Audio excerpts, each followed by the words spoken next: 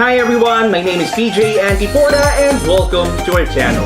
Today we're going to unbox one of the most iconic sneakers which has been a staple for skateboarders since the 70s. The iconic logo on this shoe started as a random doodle by its founder Paul Van Doren, originally referred to as the jazz stripe, and has become the unmistakable hallmark of the VANS brand. So on today's episode, we are going to unbox the shoe, check out the history of the VANS company, and the origin of this silhouette. Also, we will try to see some life lessons on that story. So without further ado, let's start our unboxing.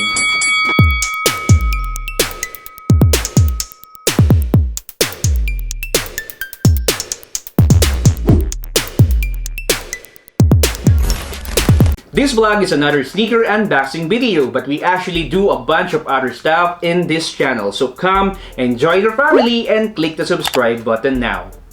Alright, so let's start our unboxing. Here's the box from VANS in red and brown color with their brand slogan, "Off the wall in a skateboard." That's a skateboard over there, just in case you don't know yet. Nothing really so special about the box.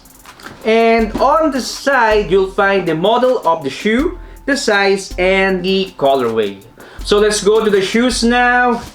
So here's one of the most iconic silhouettes of all time, the VANS Sk8-Hi. This shoe here is called the VANS Sk8-Hi Reissue. So the laces are still untied, so we need to tie it later. Anyway, the colorway is a combination of gray, red, blue, and white that gives it that retro look and feel. As you can see, there's not so much going on this shoe, except for the color that really pops out. So let's go to some of the key features of the shoe. First, it is a lace-up high top inspired by the classic old school. It has a durable slip-on canvas and a sturdy suede for comfort on the upper with the VANS logo, the jazz stripe. It has a supportive padded ankle.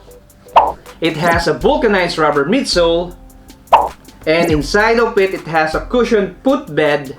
On the outsole, it has the VANS signature rubber waffle outsole for optimal traction. That's basically more about it, nothing fancy. It's very simple, yet very iconic. And speaking about iconic, let's go back in time and quickly check out the history of the VANS company and this iconic shoe, the VANS Sk8-Hi. Flashback. In March 1966, the Van Doren Rubber Company opened its doors in Anaheim, California. The family-run business, founded by brothers Paul and James Van Doren, known for its rubber-soled shoes, eventually became VANS.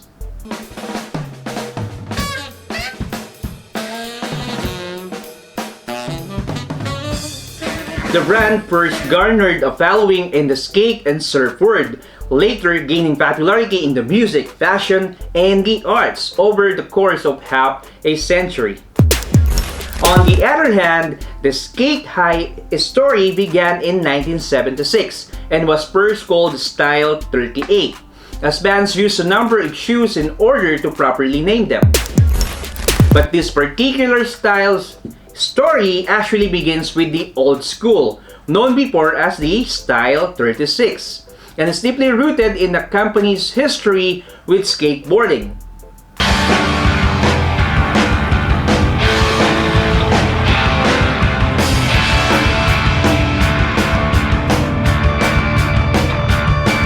Skaters already love VANS sneakers for the rubber soles, but those sneakers weren't expressly designed for the sport. But in 1977, that changed with the Style 36, which featured a new leather and canvas construction that really lent itself to wear and tear.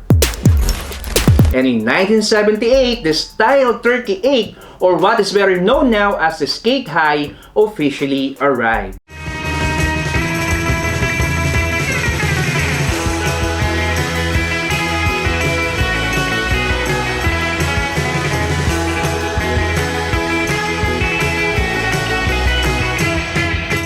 By the way, this nickname Sk8-Hi was only introduced in 1995. For style, 38 Vans kept two features of the old school Vans shoes that skaters love: the brand's signature wobble sole and its canvas leather construction. And as the only second model featuring the recognizable marker formerly known as the jazz stripe, the Sk8-Hi took skate functionality to the next level. Above the ankle, where skateboarders use and abuse their lower extremities the most. Over the decades, the Sk8-Hi's construction hasn't changed much. Vans have introduced different iterations of the style. A slim version, an all-weather version, etc. But it doesn't mess with the original much. As per Vans founder Gordon Lee once said, "We're very protective over our classics, we don't touch them."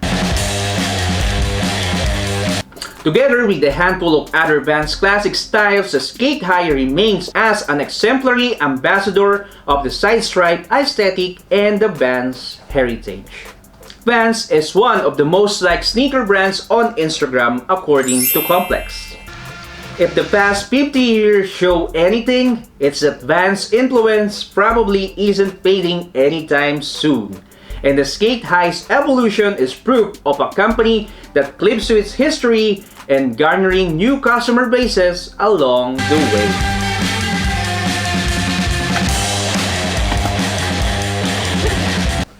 So what can we learn from this story?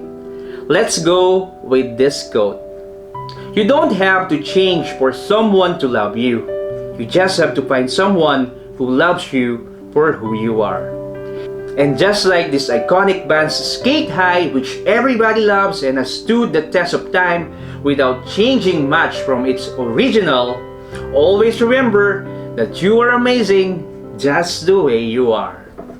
End of flashback. So that's the history and story of the Vans and the Vans Sk8-Hi. Time for us to go outside now for our on-feet look and feel test. Let's go!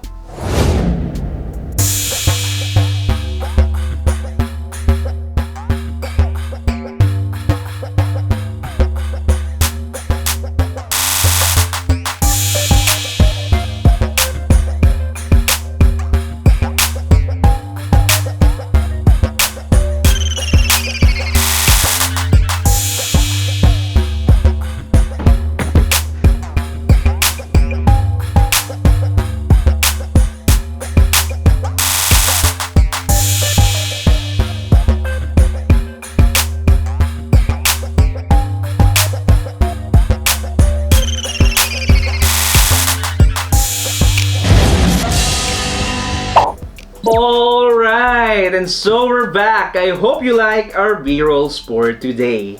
This shoe, the Vans Sk8-Hi, has that very aesthetically appealing style. It looks good in pictures, it's a great stylish shoe, and especially for those who love to post their pictures in Instagram and Facebook, you will definitely like it.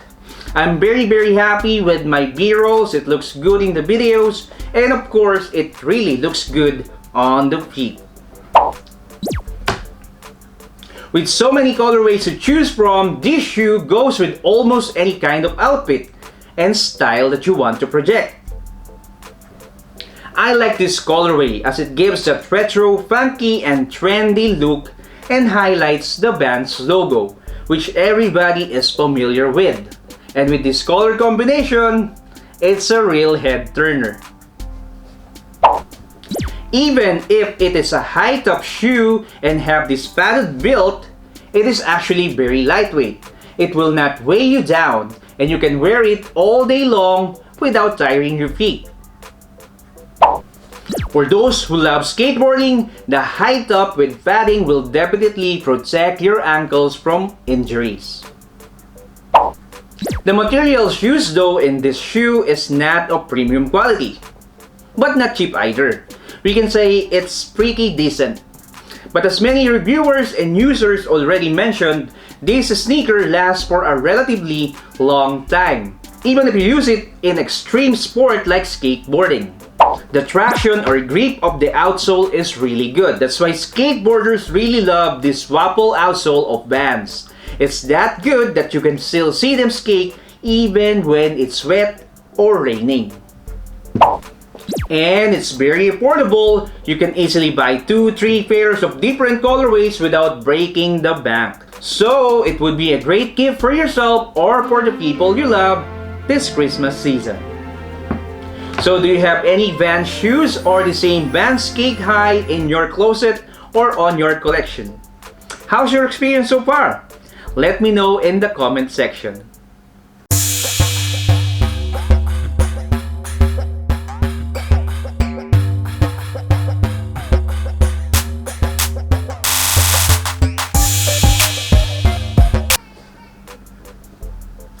So that's all for now. I hope we all learned something new today. And if you like this video, please don't forget to smash the like button. And if you haven't subscribed yet, please hit the subscribe button and ring the notification bell as well to keep you updated of all the latest happenings in this channel.